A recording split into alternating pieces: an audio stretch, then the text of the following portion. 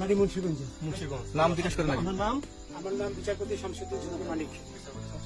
মানিক কে? হাইকোর্টে যেটা কয়েকদিন আগে একটা উপস্থাপন করছো চ্যানেল আইছি। সেই মানিক কে? চ্যানেল আইতে সেই মানিক। আমার নাম বিচারপতি মানিক, বাড়ি মুন্সিগঞ্জ। আপনার পিতার নাম? পিতার নাম মরহুম আব্দুল হাকিম চৌধুরী। আব্দুল হাকিম চৌধুরী, গুড। আপনি ইন্ডিয়া পালাইতেছেন কেন বলেন? ভয় পালাইতেছি। কার বইয়ে? আর প্রশাসনের ভয়ে। প্রশাসনের বইয়ে ওই একটা মেয়ে বলছিলেন যে ইয়ের বাচ্চা দীপ্তি চৌধুরী। এটা আমি খবর চাইছি।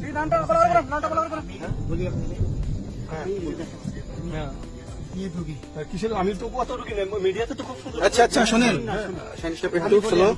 আপনার কাছে এই মুহূর্তে এরা যখন ধরছে আমাদের প্রতিনিধি কি কি ছিল সাথে? আমার সাথে কি কি ছিল এটা বলেন। আমার সাথে ছিল ব্রিটিশ পাসপোর্ট, বাংলা পাসপোর্ট, টাকা টাকা আর কথা ই কার্ড, ডেবিট কার্ড আর ই কার্ড। আচ্ছা, কালকে যে টাকাগুলো ছিল আজকে কোনো টাকা ছিল সাথে? আজকে ছিল না, আজকে যে বাংলাগুলা কয় টাকা ছিল?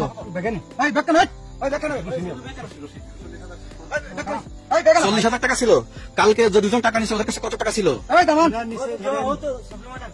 60-70 লাখ। আচ্ছা 60-70 লাখ। আচ্ছা নিয়ে গেছে। নৌকালাও সাথে নিয়ে নিছে? নৌকালা এবং ওই লোক দুইজন সাথে একসাথে নিছে?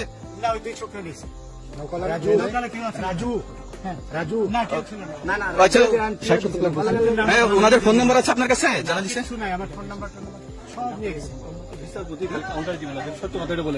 আপনি কত টাকা কন্ট্যাক্টে আসছেন?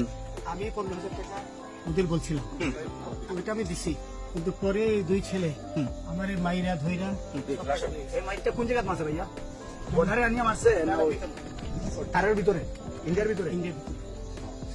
আমরা তো ইয়ের নামে আমাদের বাংলাদেশের অনেকের নামে আমরা অনেক অন্যায় করতাম, সঠিক।